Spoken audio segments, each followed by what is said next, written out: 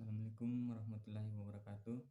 Perkenalkan, nama saya Bima Alif dari jurusan Teknik Manufaktur Industri Agro, Politeknik Ati Makassar.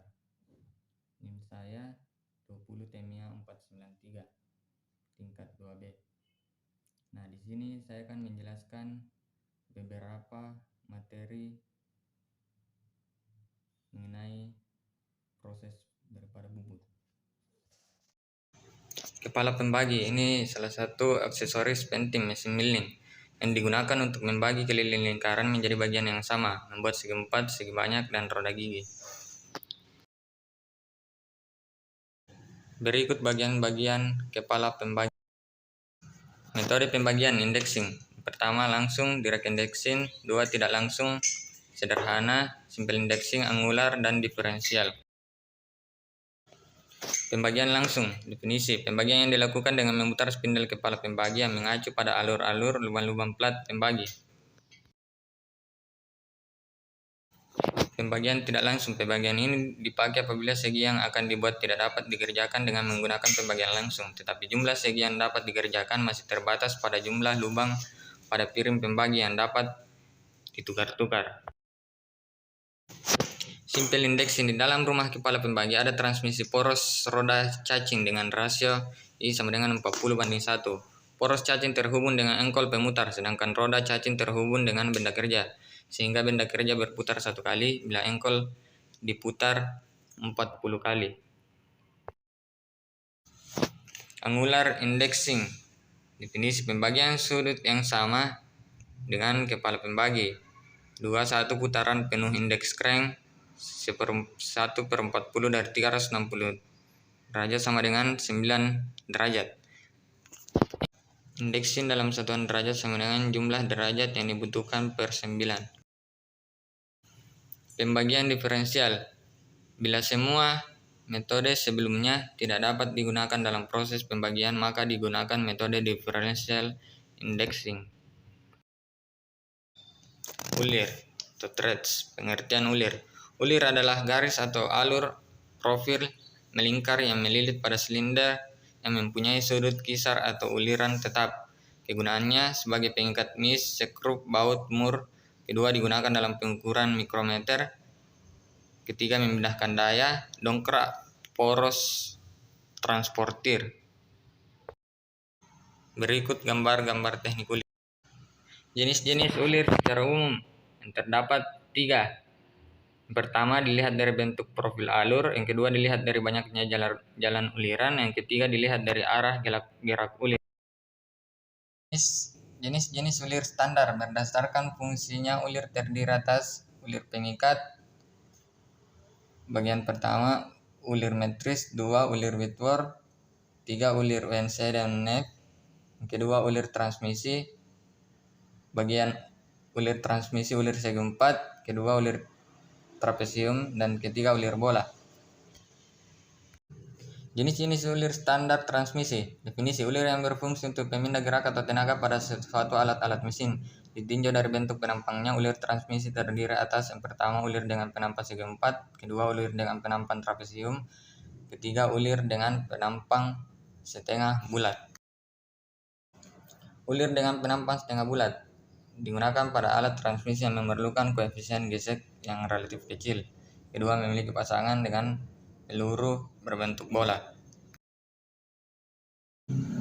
Ulir majemuk. Definisi. Ulir yang memiliki 2 garis profil ulir atau lebih yang dibuat dengan bentuk sebangun. Berikut adalah cara kerja membulit ulir dan bagian-bagian utama ulir. Roda gigi pengganti. Tujuan dari pemasangan roda gigi pengganti yang pertama, mendapatkan perbandingan putaran benda kerja dengan putaran poros transportir yang sesuai. Kedua, mendapatkan perbandingan kisar pitch pada benda kerja dan kisar pada batang ulir transportir yang sesuai. Pahat ulir luar segitiga digunakan untuk membuat alur ulir segitiga bagian diameter luar baut. Ukuran disesuaikan dengan besar kecilnya baut yang akan dibuat. Pahat ulir dalam segitiga digunakan untuk membuat alur ulir segitiga bagian diameter dalam. Ukuran disesuaikan dengan besar kecilnya umur yang akan dibuat.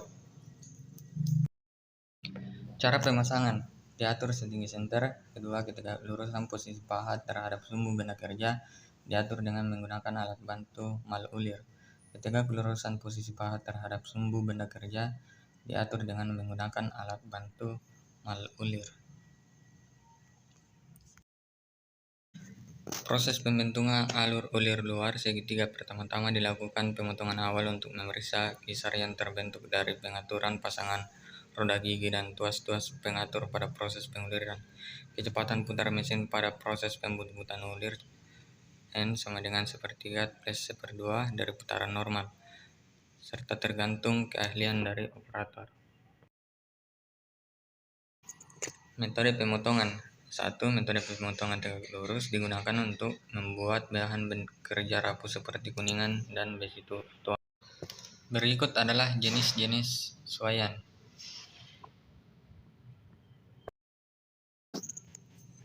Posisi daerah toleransi S sama dengan penyimpangan atas, EI sama dengan penyimpangan bawah, IT sama dengan toleransi. Dan posisi daerah toleransi baik untuk lubang maupun untuk poros dapat terletak di atas maupun di bawah garis nol. Pada gambar selanjutnya akan diperlihatkan posisi daerah toleransi poros beserta notasi-notasi yang menunjukkan penyimpangannya. Sistem suaian. Untuk menentukan jenis suaian berdasarkan posisi daerah toleransi, maka kita harus memilih sistem suaian yang akan digunakan, di mana sistem suaian terbagi dua, yakni satu sistem suaian berbasis lubang dan berbasis poros. Suaian fit berdasarkan posisi daerah toleransi. Berdasarkan posisi daerah toleransi, yang pertama suaian longgar, lubang selalu terletak di atas toleransi poros. Kedua, suaian pas, toleransi lubang dengan toleransi poros berpotongan, sebagian saling menutupi.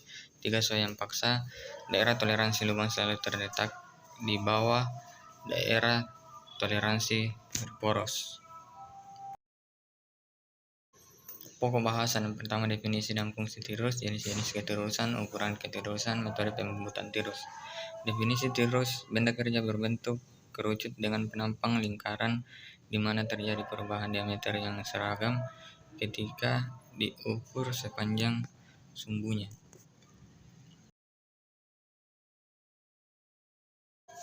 Fungsi ketirusan. Pertama, menyediakan metode yang cepat dan akurat untuk meluruskan bagian-bagian pada mesin.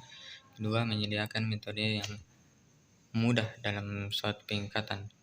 Penggunaannya sarung perantara, tungkai mata buo, kopling, pasak, pena, dan lain-lain. Dan jenis-jenis ketirusan pada mesin berdasarkan fungsinya. Menurut Asosiasi Standar Amerika, 1. Self-folding taper, 2. Self-releasing taper. Self-folding taper. 1. Memiliki suaian sesak antara komponen tirus yang saling berpasangan akibat dari sudut ketirusan yang kecil. Kedua, sangat sulit untuk dilepas dari pasangannya. 3. Jenis tirus biasanya Morse taper, Jano, Jacob, Brown, dan Sharp. Membubut dalam. Pokok bahasan. 1. Definisi dan jenis-jenis pekerjaan membubut dalam. 2. Perlengkapan pembubutan dalam. 3. Prosedur pembubutan dalam. Pengertian atau definisi. Membubut dalam adalah pekerjaan memotong material bagian dalam berlubang dengan tujuan memperbesar diameter lubang ataupun pembuatan alur ulir dalam lubang. Kemudian jenis-jenis operasi bubut dalam. A. Membubut diameter dalam. B. Membubut alur dalam. C. Membubut ulir. Membubut diameter dalam. Definisi. Membubut diameter dalam adalah pekerjaan memotong material dengan cara memperbesar ukuran diameter lubang yang sudah ada pada ukuran tertentu dengan menggunakan pahat bubut dalam. Fungsinya, yang pertama untuk memperbesar lubang, kedua untuk persiapan pembuatan bakalan ulir dalam, 3 untuk pembuatan pasangan suaian poros dan lubang. Membubut alur dalam. Definisi membubut alur dalam adalah pekerjaan memotong material dengan cara memotong profil alur dalam pada suatu lubang. Membubut ulir dalam. Membubut alir dalam adalah pekerjaan memotong material dengan cara memotong profil ulir dalam lubang. Nah, itulah tadi mengenai beberapa materi